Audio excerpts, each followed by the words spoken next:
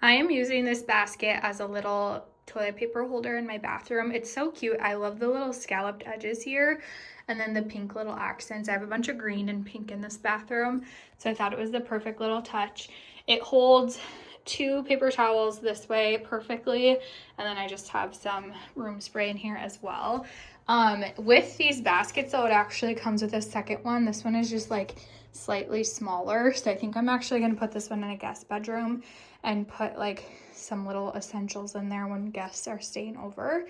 The brand actually sent it to me to test out and kind of see if I liked it, and I'm really impressed. Sometimes like these wicker baskets are not great quality, but this one has held up really well. I've been using this one for about a week now, and it is so pretty. It doesn't like frill or come off like some wicker baskets do.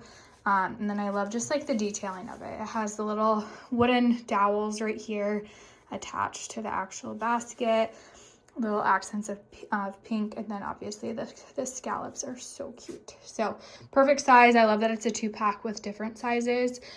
You could also use them in like a bedroom, a entryway. Honestly, the ways that you could use them are endless. They're very versatile.